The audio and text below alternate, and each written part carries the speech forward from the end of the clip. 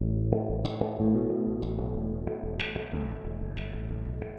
en 2009, fin décembre 2009, je cherchais une photo, une vieille photo, pour faire un sac à main avec une photo imprimée pour le cadeau de Noël de notre fille. Et là, j'ouvre la valise, et puis je commence à chercher des photos.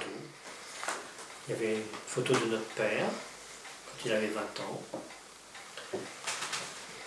Encore notre père avec un camarade de captivité.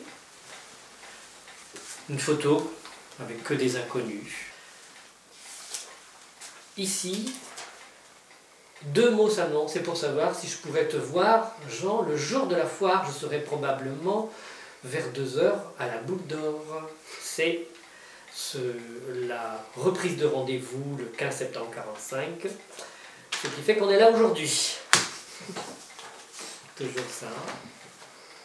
Et puis ici, j'ai commencé ma période de récolte chez Monsieur Desmel, notre trésor.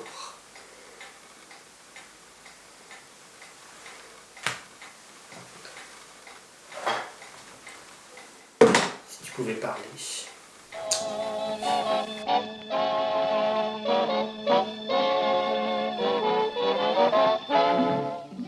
Wann wirst du wieder bei mir sein? Ich denke nur daran. Wann fängt für mich mit Sonnenschein der Tag wieder an? Wenn ich mit dir gemeinsam bin, hat mein Leben seinen Sinn. Ich weiß ja, wenn ich einsam bin, mit der Liebe nicht wohin. Ich träum, wir wären schon zu zweit, so schön wie es begann. Wann wirst du wieder bei mir sein, sag wann. Le 10 mai 1940, l'armée allemande attaque les Pays-Bas, la Belgique, le Luxembourg et la France. Dès le premier jour, les armées belges et néerlandaises sont submergées par les vagues de feu et d'acier venues de l'autre côté de la frontière. Du 12 au 15 mai, sur le secteur de Dinant en Belgique, la bataille fait rage pour le franchissement par les panzers de la Meuse et de ses environs. Face aux Allemands, les Français ne feront pas le poids. Le 19e régiment d'infanterie de Brest est dirigé sur les Ardennes et reçoit le choc ennemi dans des conditions de défense les plus mauvaises, induisant des revers jusqu'à Ermeton-sur-Meuse. 4 jours plus tard, le 19e régiment d'infanterie est anéanti, malgré une retraite par Couvin vers la forêt de Saint-Michel. Le 19 mai, le drapeau est brûlé à la Terrière pour échapper aux mains de l'ennemi. La 3e compagnie du 19e régiment d'infanterie est dirigée par le capitaine-commandant Fred Aubert de Saint-Brieuc. Parmi ses hommes, Jean Cadiou, originaire de Plouvorne dans le Finistère. Fred Aubert sera tué vendredi 14 mai à 7h30. Jean Cadiou sera fait prisonnier par les soldats de la Wehrmacht et déporté jusqu'en Silésie, dans la partie sud-ouest de la Pologne actuelle, annexée par les Allemands. Après la guerre, Jean reviendra de captivité, comme beaucoup de Français, en 1945. Ici, on est au lieu du Touligalouard. Touligalouard, c'est une vallée entre Plouvorne et Morlaix. Mon père habitait à 2,5 km d'ici, vers Plouvorne, dans un hameau qui s'appelait Kiliguienne. Il s'y est installé quand il s'est marié. Avant, il était dans un autre hameau, Cosquer. Donc cette route, il l'a prise plusieurs fois forcément pour aller à Morlaix. On peut imaginer que c'est un lieu qu'il aimait bien parce que ça ressemblait aussi à son lieu de naissance, à Cosquer, où il y avait une vallée, un peu comme celle-ci. Aujourd'hui, on a des températures négatives, il fait froid. Mais à Schlatzmann, le hameau où il est prisonnier, dans lequel il travaille, en Pologne, en Silésie, l'hiver 1940-1941, les températures descendent à moins 35 degrés. Et il le note dans un des courriers qu'il envoie à sa famille. Et le climat breton lui manque. Il a du mal à vivre des températures aussi extrêmes que celles-là.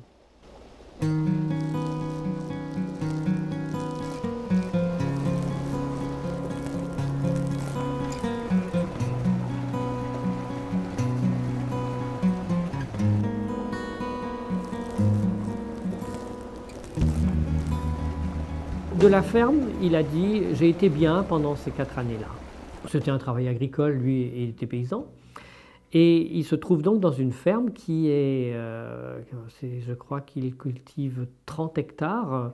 Donc par rapport à sa petite ferme de Cosquer en Plouvorne, de Finistère Nord, c'est grand.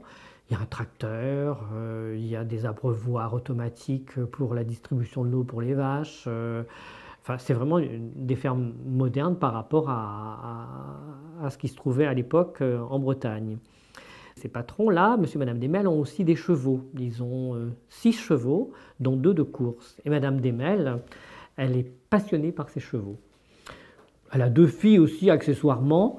Mon père savait particulièrement bien mener les chevaux.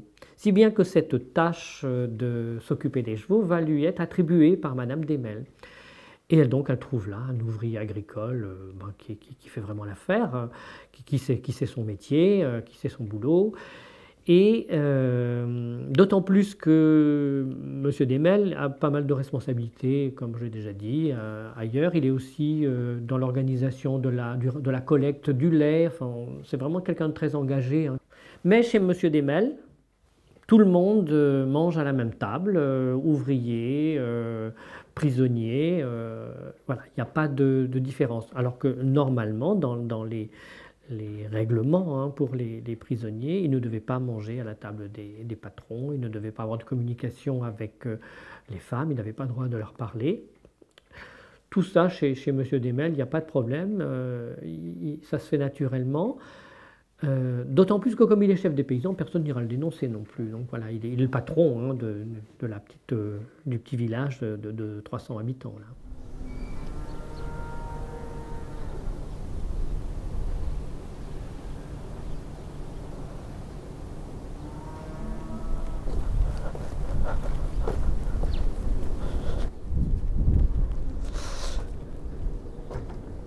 Salut. Ça va? Ouais, et toi? Ça peut aller. Bon, Ouais. avec le soleil? Oui, c'est beau là. Ouais, au soleil, c'est bien. Ça va? C'est joli. Qu'est-ce que tu fais de beau par ça là? Oh, Salut François. Lucien. t'es en train de lire D'accord. Le journal? le journal. Bon. Bon, À faire dans le journal, Bah, j'imagine. on peut rien faire dans le jardin. c'est trop humide. Oh oui. Mes parents ont eu 5 enfants. Il y a Jean-Yves, l'aîné, François, Léo, Léonie, Michel et puis moi. Alors Michel nous a quittés à l'âge de 50 ans, il a été victime d'un cancer. Et donc on s'est retrouvés à 4 et bon, on l'a aussi d'ailleurs beaucoup accompagné dans sa fin de vie. Comme je l'ai dit à ses obsèques, nous étions 5, comme 5 doigts de la main rattachés à une main. Mais 5 doigts, c'est différent. Et voilà, on a vraiment cette différence tous. Mais on était vraiment unis et lorsqu'il a fallu prendre des décisions pour les parents qui vieillissaient, on s'est toujours retrouvés, toujours bien entendu. Alors ici, on est devant la maison familiale. C'est là que nos parents ont vécu depuis 1953 jusqu'à leur décès. Et à partir avant 1946, ils habitaient juste une petite ferme plus bas. Cette maison donc est chargée de souvenirs et c'est là aussi que j'ai trouvé le carnet et les photos qui sont ce que mon père avait ramené d'Allemagne. Et c'est grâce à ce carnet et ces photos que l'on a pu découvrir son parcours et surtout retrouver Peter.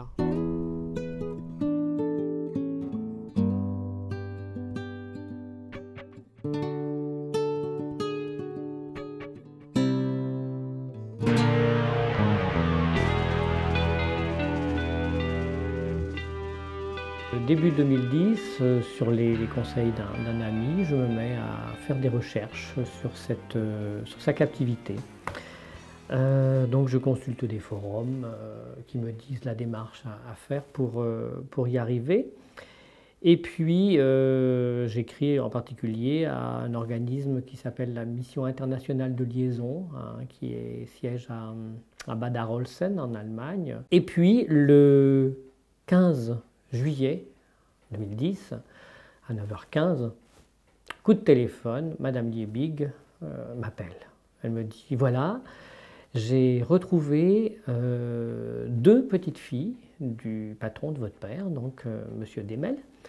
Mais il y en a une d'elles qui m'a téléphoné en me disant que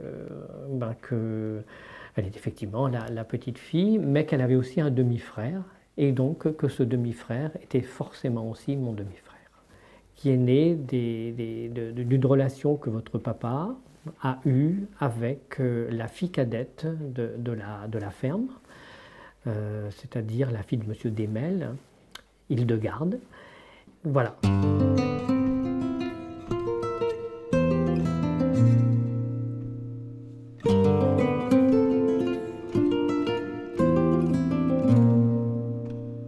C'était une découverte extraordinaire, ouais, un sentiment d'excitation. Ouais. Et puis même, comme voilà, j'avais envie de la garder un petit peu pour moi pendant quelques temps. Donc le temps aussi que la pression redescende, on prend le petit déjeuner, et puis après je me dis maintenant il faut que je l'annonce aux frères et sœurs. Je téléphone d'abord à ma sœur, Léo. Elle était au courant des recherches que je faisais. Elle me dit, voilà, j'ai une nouvelle à t'annoncer. Nous avons un demi-frère en Allemagne, à Berlin. Alors elle de répondre, encore un garçon. Non, parce qu'ici, il y avait déjà 4 garçons, mais ils savaient faire que des gars ou quoi? Voilà, j'aurais tant aimé avoir une sœur. Ben, je dis, non, c'est encore un frère. Donc je téléphone à François, qui, voilà, je lui dis, on a un demi-frère en Allemagne, bon, il était aussi au courant des démarches que je faisais. Pas beaucoup de réactions dans l'immédiat. Et puis je lui dis, si on va en Allemagne bientôt, ben, il faudra que tu nous accompagnes pour filmer la rencontre quand même, parce que c'est pas banal. Donc voilà, il dit, d'accord. Après, il reste donc mon frère aîné de France, comme je dis maintenant, Jean-Yves, qui a toujours vécu à la ferme familiale qu'il avait reprise avec Michel, avant son décès. Donc Jean-Yves, je lui dis pareil, non, je lui dis d'une manière un peu brutale quand même, je lui dis maintenant, tu sais, tu n'es plus le frère aîné, hein, tu n'es plus l'aîné de la famille, et ben, il y a un aîné en Allemagne. Donc je lui explique que voilà, papa a eu un fils en Allemagne pendant sa captivité. Pas de réaction non plus sur le coup. Hein. Bon, voilà, je crois qu'il était sous le choc hein, aussi. Et puis, voilà, nous, c'était le festival des Vieilles Charrues, donc l'après-midi, nous, on part. Et puis, je laisse tout le monde, tous les autres frères et sœurs, avec cette nouvelle. Pepes Guy poids au breur en Allemagne. Peut-être change de fruit une autre. Quoi. Ah, mais il y a un temps,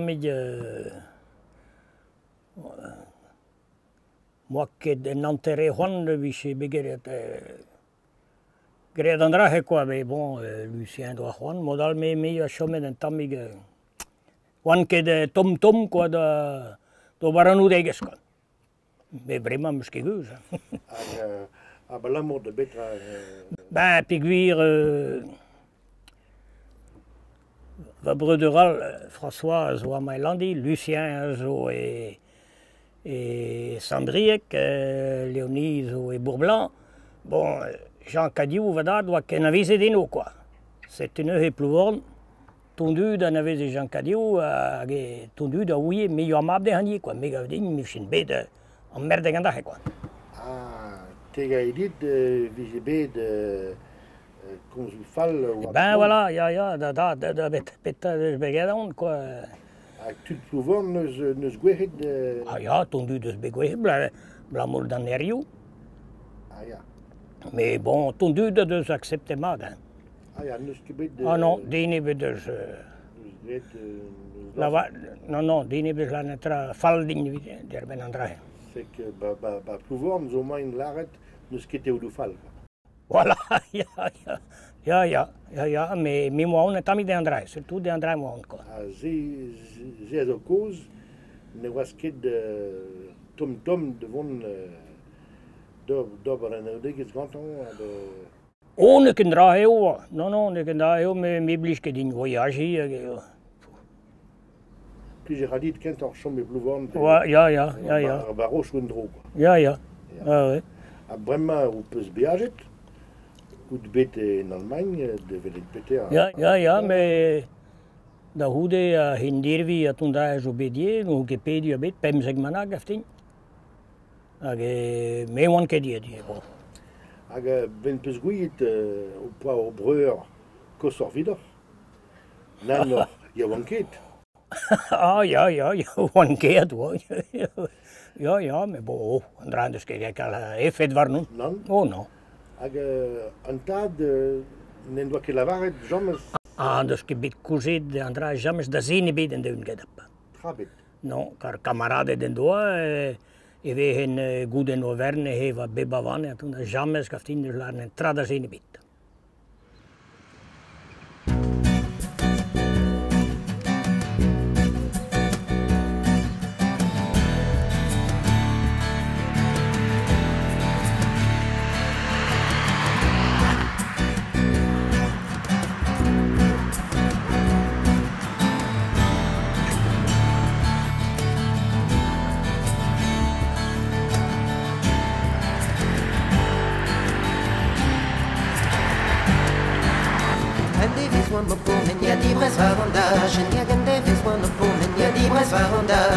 Tresaviu batisque nodros busco ajuaganho. E a tresaviu batisque nodros busco ajuaganho. Pleina mine rugue travissa da 50 mètres. Pleina mine rugue travissa da 100 mètres. Tournez à droite, avant feu.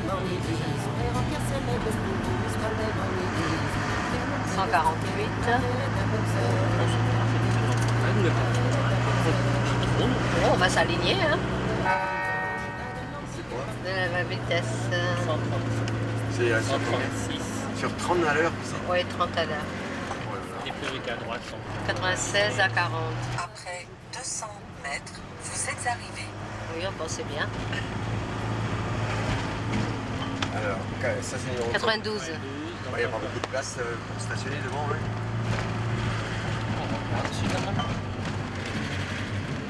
Ouais. Alors tiens, devant ici. 86. Je m'arrête là. 84, non.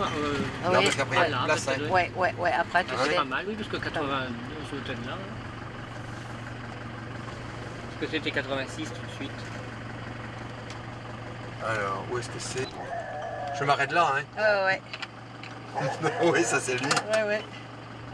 On a vu des photos. Est-ce que c'est un cadio? Oui, ça c'est un cadio. Là c'est bien? Bien? Ouais.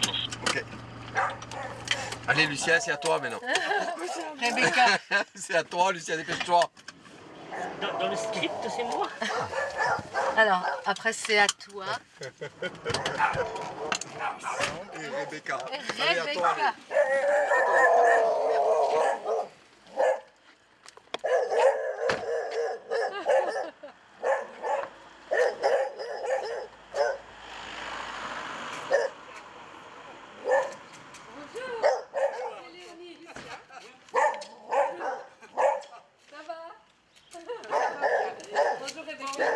Ah ouais, à toi maintenant. Où est-ce que c'est? François. Attends un peu, ça va mieux. Ouais. Lange Fahrt. Ja, das ist nicht sein. So.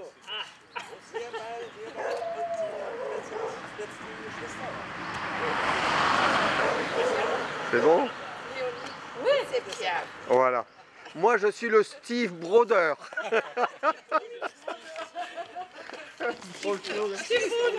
Merci.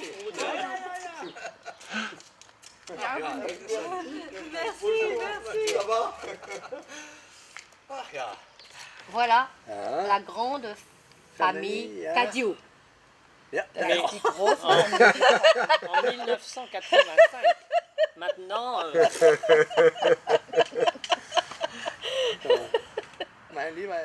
Peter a été abandonné quand il avait 3 mois et à 6 mois, il a été adopté par une famille, des gens déjà assez âgés. Et lui, il va simplement apprendre à 33 ans, au moment de se marier, qu'il n'est pas le fils légitime de ses parents. Et il est né Joachim Demel, de père inconnu. Il retrouve sa mère, qui va lui dire... Tu sais, tu n'es pas né de père inconnu, comme c'est écrit.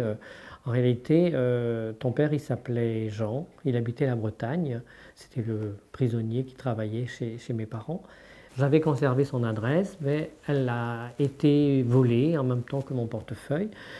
Et de toute façon, ton père est mort en rentrant, Jean, donc est mort en 1942, en rentrant en France, dans les environs de Brême. Les parents, Elle n'a pas de téléphone, elle n'a pas reçu. Jean-Yves, Michel, avec les voisins. Et c'était ça la maison où on a vécu. Donc lui, trouver un Jean en Bretagne, qui en plus était décédé en 1942, aucune clé pour nous retrouver. Lucien, il avait beaucoup de cheveux.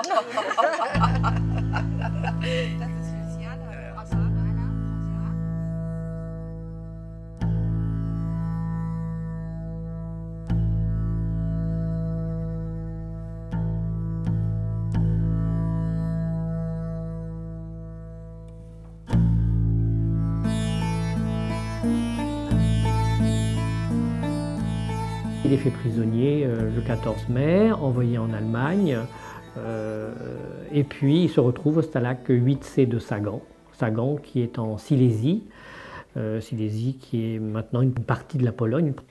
À l'époque, ça faisait partie de l'Allemagne. Le Stalag comporte 30 000 prisonniers, mais ces prisonniers sont répartis sur une très grande zone géographique.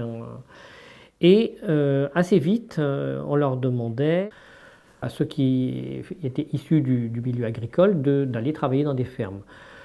Donc mon père part de Sagan, il dit le 12 juillet, et il dit après 1 heure de train, je suis descendu à Kloda, en Glogo, pour travailler dans une ferme.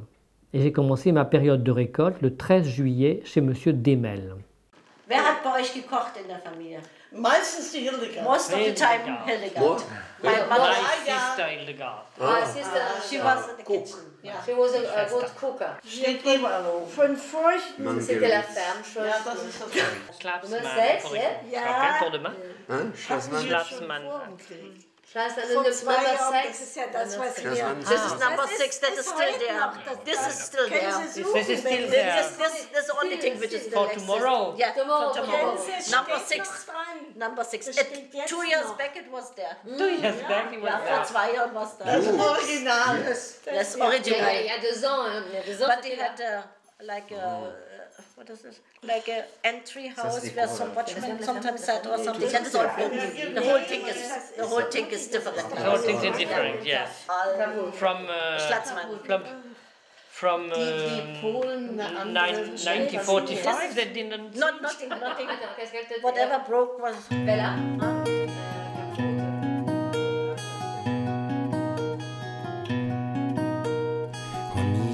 Verzonnen wat dan niet die gezerven, met van maar overvleun alles composerafen.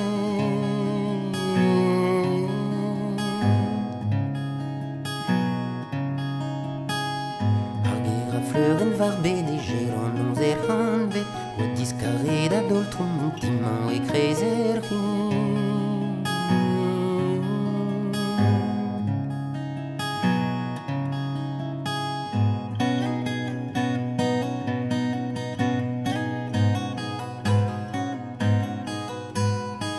Ar ve en neve grien et d'ar ve vos soarzen.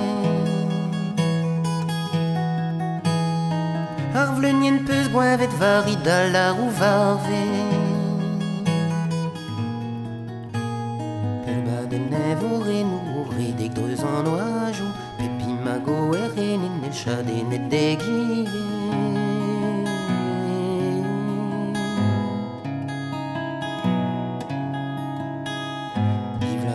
Ar guanten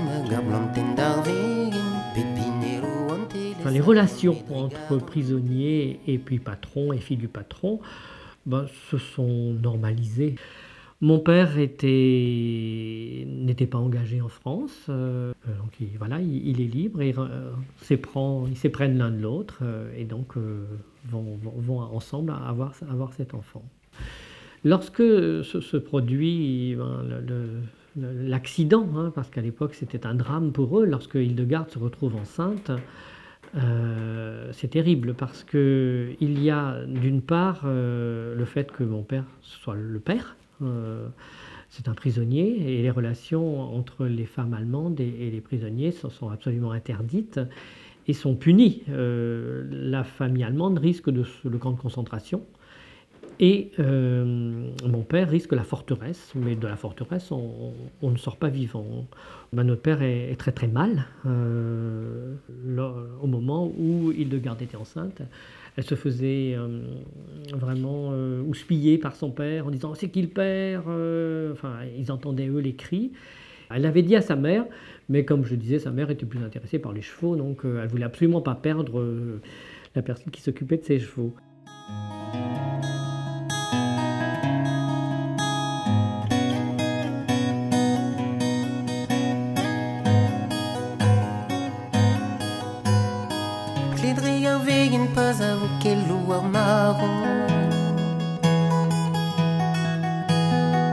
Nu eva bezi guanten la cuo botkele.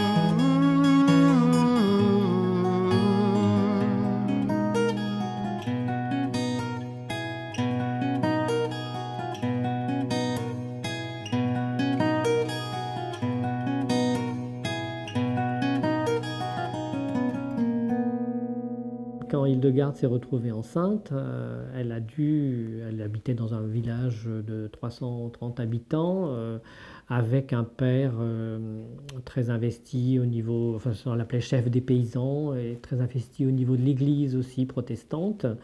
Donc scandale, il faut absolument cacher la grossesse, sans même parler bien sûr de qui est le père. Donc elle va à Berlin, chez une tante qui va l'accueillir.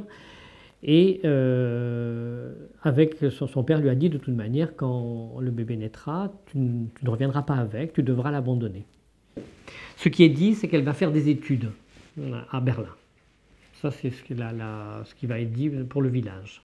Ce sont des industriels, donc ils ont de l'argent, et ils vont l'héberger jusqu'à la naissance, et y compris pendant les 3 mois qui vont suivre la naissance de l'enfant.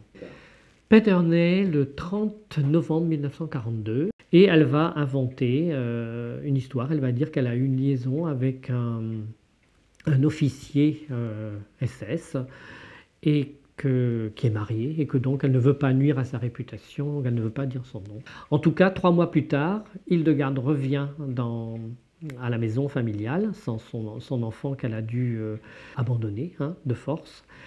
Et leur histoire va reprendre, mais en cachette.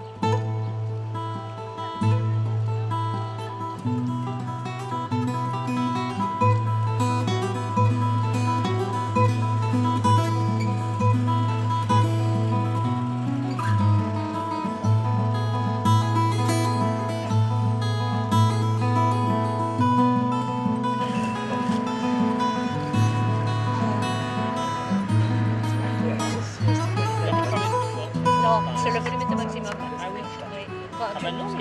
C'est tout noir ton arrêt là. Et c'est tout noir. Alors, c'est les frontières de Berlin. Oui, c'est Berlin. et c'est l'eau, lac et hiver nous avons à Berlin. Oui, c'est ça. Wannsee.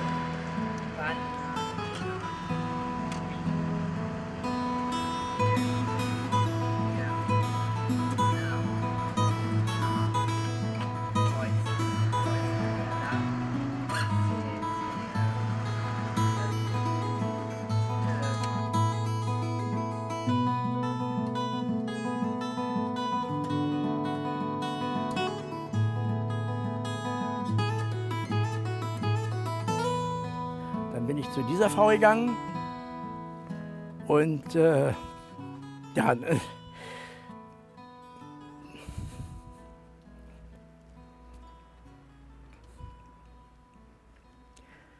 dann habe ich sie angerufen und gefragt, ob sie sich irgendwie entsinnen kann, dass 1942 bei der Frau Hoffmann da noch irgendwie ein Kind geboren wurde.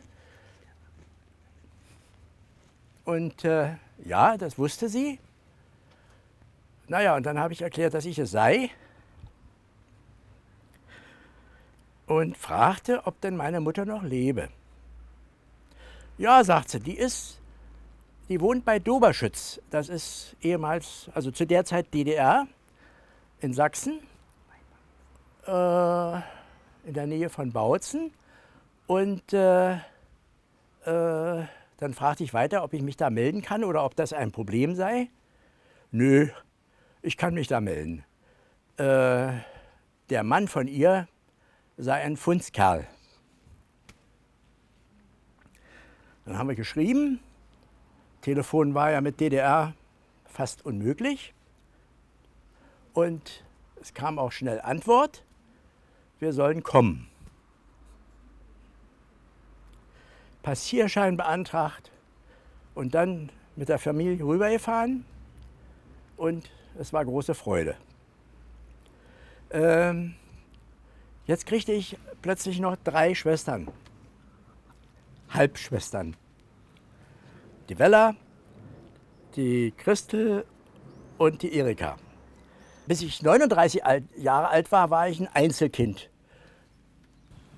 Que se passa-t-il dans ton esprit? Ja, ich brauchte eine Weile, das erstmal überhaupt alles zu verdauen. Und ich muss aber sagen, jetzt habe ich ja nun noch 5 Geschwister zugekriegt. Jetzt bin ich plötzlich einer von 9, der Älteste.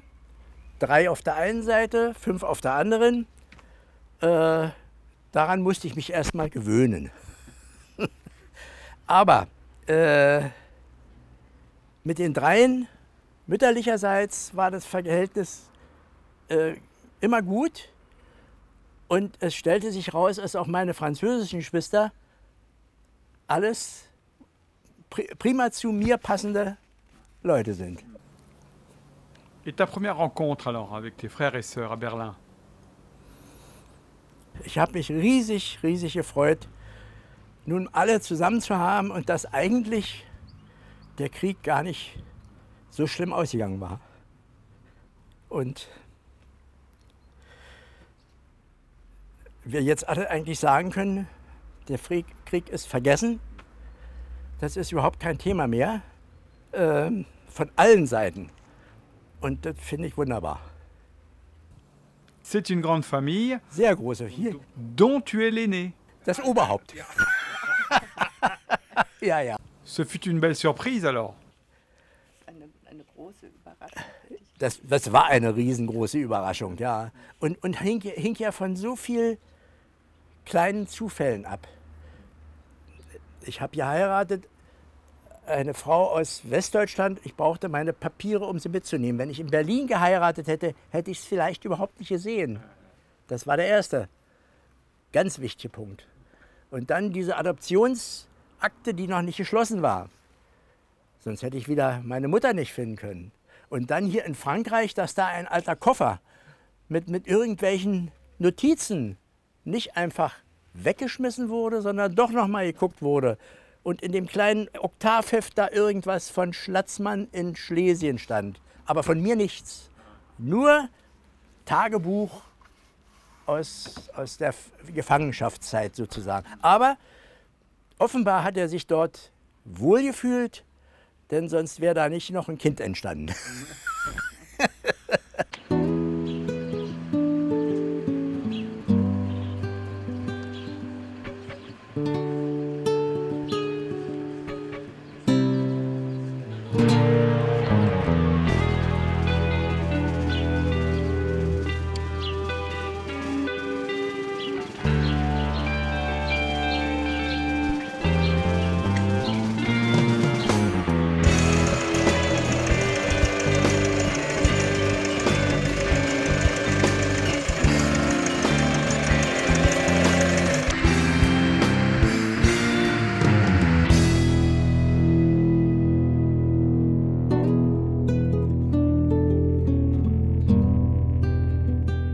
Il y avait le canal, et là il y avait un mur.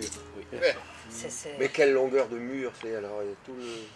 Il est très long le mur. Il était long. Oui. Wie lang war die Berliner Mauer? 167 Kilometer. Combien? 176 km. 176 km. Oui, oui. C'est de la folie. Seulement à Berlin. À Berlin. Seulement Berlin. Brother. C'est bon. Brother.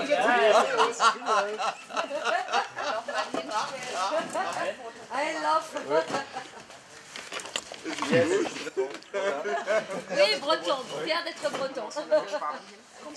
Ah ben, fier d'être breton. Das steht für Britannique. Alors, oh, regarde, fier d'être breton. Warum aber dann BZH für Britannique? I love. Brace, brace, Oh, brace. c'est bien. Fier d'être breton, regarde. Non. Oh, ça, il va être trop petit.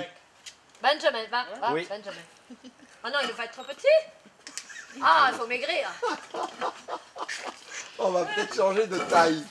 Non, c'est bon. C'est bon. Ça va. Ça va. Pas de problème. Pas de problème. Non. Pas de problème. Ouais.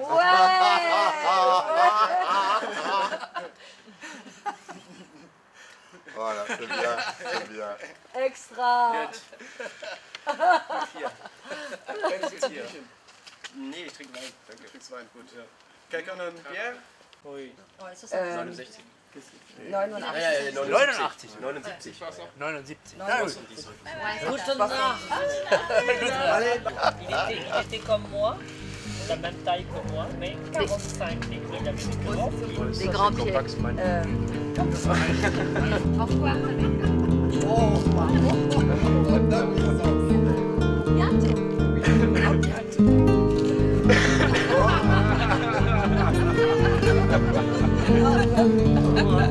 Et à bientôt.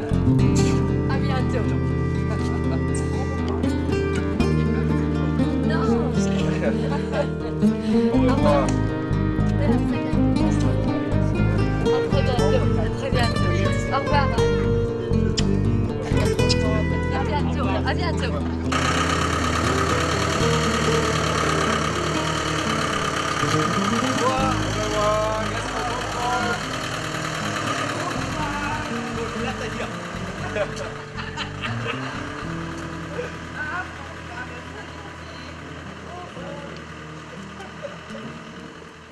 Au retour de Berlin, nous sommes convaincus que Peter est bien sûr notre frère et nous décidons de réunir les cousins, ou au moins un membre de chaque famille, de manière à leur faire part de la nouvelle de manière officielle.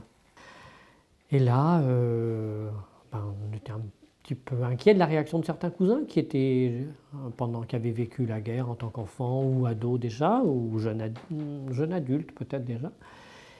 Et puis là, au contraire, un accueil très, très enthousiaste, vraiment, c'est super.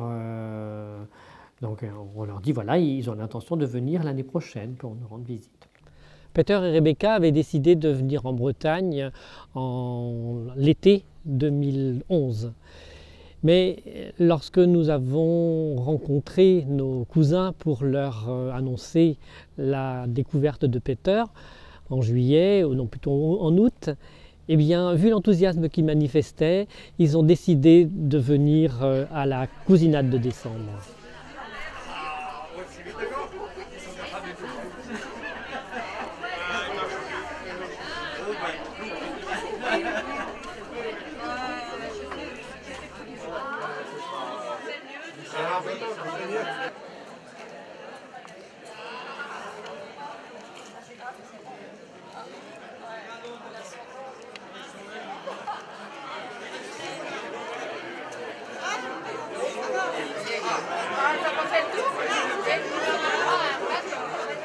Liebe Familie Cadieux. Chère famille Cadieux. Ich bin sehr froh, hier sein zu dürfen. Je suis ravie de pouvoir être ici. Eine unglaubliche Kette glücklicher Zufälle ermöglichte es mir, im zarten Alter von 68 Jahren meine väterlichen Wurzeln zu finden. Un incroyable enchaînement d'heureux hasards m'a permis, à l'âge tendre de 68 ans, de trouver mes racines paternelles. Ich fühle mich sehr glücklich. Je me sens très heureux. Hier bin ich nun. Et me voilà.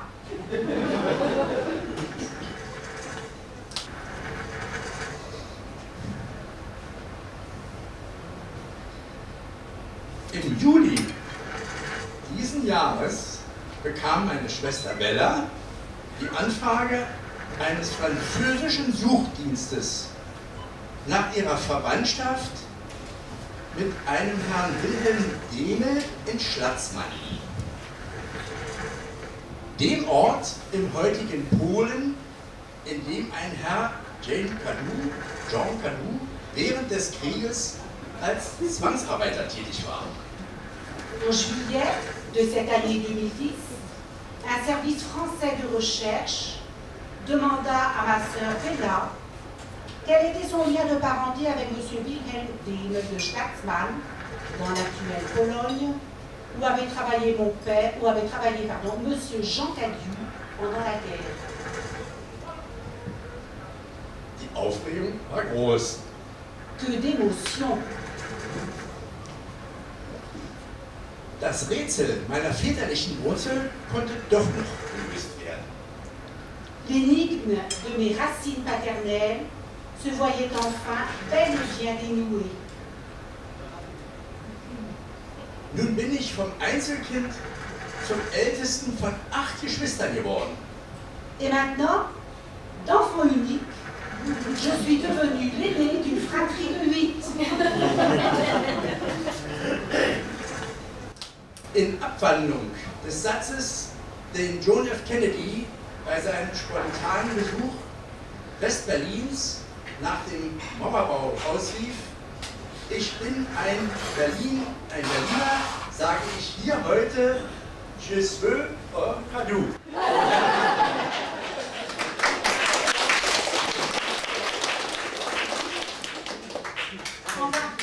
À la phrase que prononça John Fitzgerald Kennedy après la construction du mur, lors de sa visite spontanée à Berlin-Ouest, je suis un Berlinois.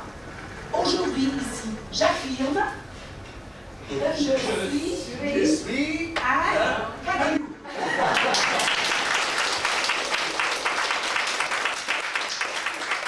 Merci.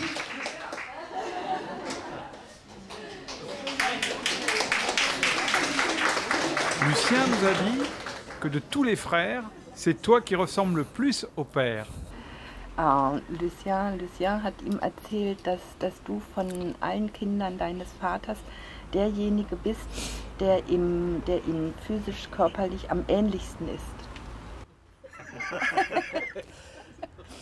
Das kann ich nicht, wie soll ich sagen, da habe ich keine Erklärung für. Also ich kann das nicht bestätigen, weil ich das nicht vergleichen kann. Aber ich hatte Gott sei Dank das Glück, dass François immer schon von schönen Feiern Filme gemacht hat und auch Tonfilme, sodass ich meinen Vater sogar noch habe im Film singend miterleben können. Ich hätte ihn ja noch kennenlernen können, wenn alles früher passiert wäre. 97 oder wann ist er verstorben? Da kannte ich ja meine Mutter schon, aber es war ja kein Anhalt da. Das ging nicht. La première fois que tu es venu en Bretagne, ce fut pour dire « Je suis un Cadiou ». Ja. Sehr gut.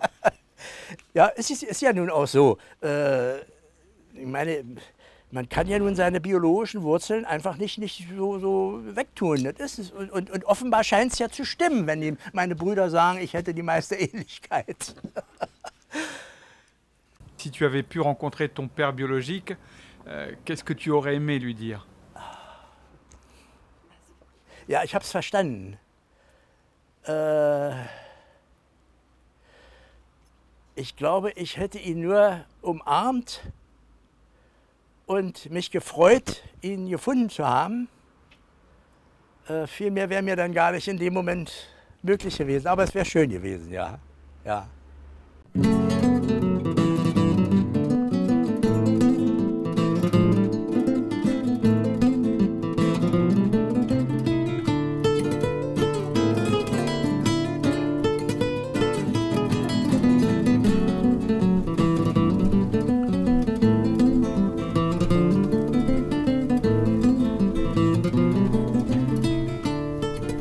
Tromeur, le hameau en face de Quiliguienne. Tromeur, c'est avec la chapelle Sainte-Anne qui est derrière moi, c'est le lieu où tous les dimanches nous allions à la messe jusqu'aux années 66-67. Et puis c'est aussi le lieu où on pouvait faire ses courses parce qu'il y avait le Tonton Shop qui venait avec sa petite fourgonnette vendre fruits, légumes et petites épiceries dans une cabane qui était installée juste à côté de la chapelle. Et Tromeur, c'est aussi un endroit Tromeur et la chapelle, c'est un endroit qui est particulièrement émouvant pour notre histoire parce que Peter et Rebecca, qui sont pour la première fois en été ici, assistent au pardon de Sainte-Anne qui a lieu tous les 26 juillet avec ma sœur et mon beau-frère. Et lors de ce pardon, comme en Bretagne, hein, il y a une procession, on sort la statue de Sainte-Anne et des bannières et on se promène dans le village derrière. Un des organisateurs du pardon, Bernard, qui habite dans le quartier, a proposé à Peter de prendre la bannière, donc de faire la procession avec la bannière. Et je trouve que ce symbole est vraiment riche. Ça voulait dire que Peter était aussi accepté par la communauté chrétienne, on va dire, et puis villageoise, et même un peu plus loin, on va dire, de la commune. Un geste particulièrement émouvant, je trouve, pour notre histoire.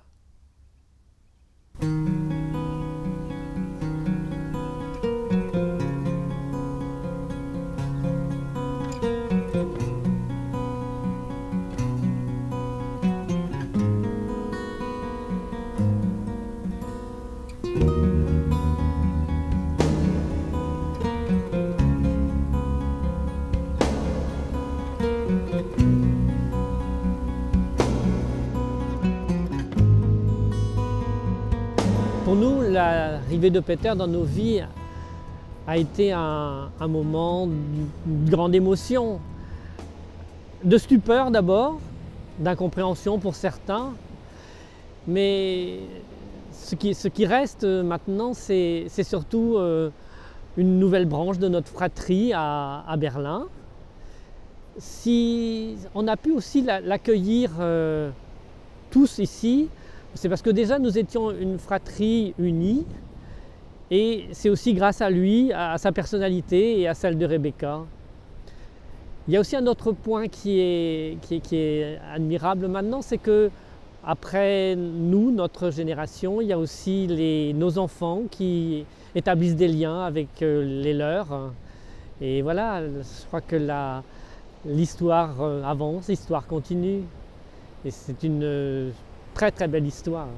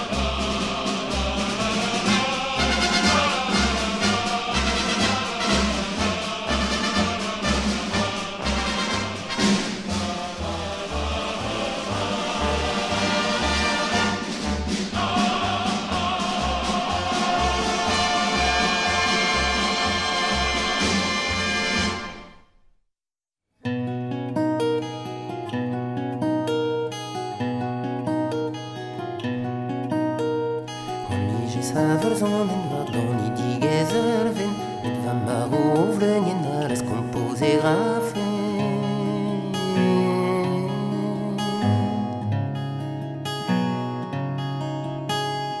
Argera fleuren var beneger an om zer hanvel, le discaré da doltrum ultimant